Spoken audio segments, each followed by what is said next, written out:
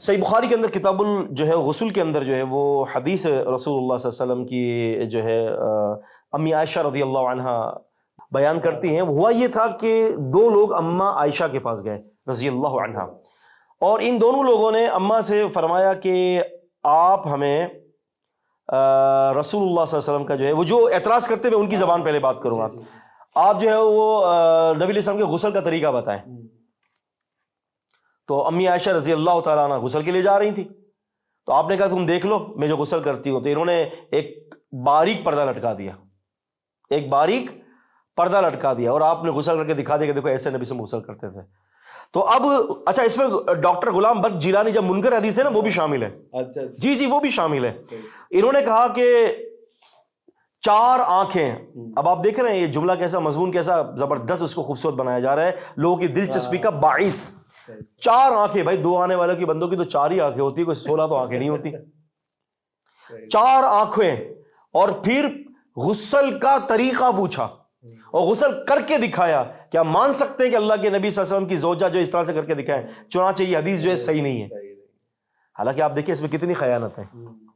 پہلی بات تو یہ ہے کہ وہ آنے والے کوئی غیر محرم نہیں تھے، وہ اماں عائشہ رضی اللہ عنہ کے محرم تھے، ایک بات.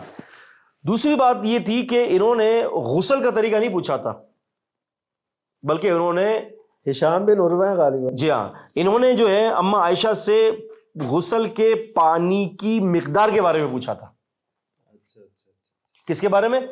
مقدار کے بارے میں، کہ وہ کوانٹٹی آف واٹر کیا تھی، کتنے پانی میں نبی پاک صلی اللہ علیہ وسلم غسل فرمایا کرتے تھے. اتفاق ہوا کہ اماں عائشہ رضی اللہ عنہ نہانے لے جا رہی تھی، کہا دیکھو بیٹے اتنا پانی ہے، اتنے پانی میں نبی پاک صلی اللہ علیہ وسلم غسل فرماتے تھے، اور میں بھی اتنے پانی میں غسل کرتی ہوں.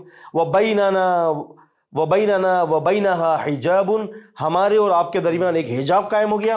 آپ گئیں، آپ نے غسل فرمایا اور آپ تشریف لائیں، کہا کہ دیکھو اتنے پانی میں مجھے بھی ہو گیا. وہ پانی تھا جس سے پانی کی مقدار.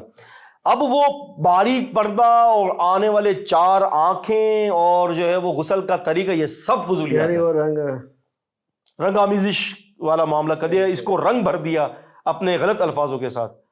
وہ کہتے ہیں نا اقبال کے، ذرا سی بات تھی کہ اندیشہ عجم نے اسے بڑھا دیا فقط زیب داستاں کے لیے. یہ وہی بات ہے. یہ اقبال صاحب کو بھی بڑا تجربہ تھا جن کی ترجمانی ہم کر رہے ہیں. تو اس قسم کے معاملات ہوتے ہیں، جبکہ وہاں پر جو حجاب تھا وہ بہت موٹا تھا. ام ہانی رضی اللہ عنہ فرماتی ہیں، یہ بھی صحیح بخاری کے اندر ہی حدیث ہے، اسی کتاب الغسل کی حدیث ہے.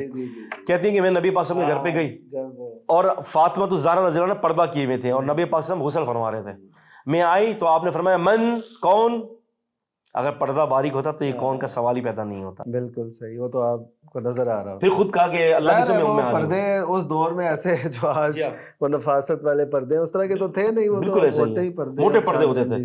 تو اس قسم کی جو ہے نا سوالات جو ہے یعنی نہ سمجھنے کی وجہ سے یا سمجھ کر محض اعتراض برائے اعتراض بالکل ایسے کی وجہ سے اس کو کالعدم قرار دینا. اب اسی طرح سے کچھ باتیں ایسی ہوتی ہیں کہ جس کا تعلق، دیکھیں اس کو ذہن میں رکھا جائے، حدیث کا تعلق صرف آپ کے خورد و نوش کے ساتھ نہیں ہے. حدیث کا تعلق جو ہے وہ آپ کے زندگی کے اندر، آپ کی دنیا کے اندر، یونیورس کے اندر جتنے بھی معاملات ہیں، حدیث رسول صلی اللہ علیہ وسلم ان سب کو کور کرتی ہے. بعض حدیثوں کا تعلق علم جغرافیہ کے ساتھ ہوتا ہے، بعض حدیثوں کے تعلق جو ہے وہ علم جنین کے ساتھ ہوتا ہے، بعض حدیثوں کا تعلق علم فلکیات کے ساتھ ہوتا ہے، بعض حدیثوں کا تعلق علم سمندر کے ساتھ ہوتا ہے. مختلف چیزوں کا حدیث کا تعلق مختلف چیزوں کے ساتھ وابستہ ہوتا ہے. ایک آدمی بیچارے کو جس کو الف سے با بھی نہیں آتا اور وہ ہر حدیث کے اوپر اعتراض کرے تو پھر یہ چہ مانے والی.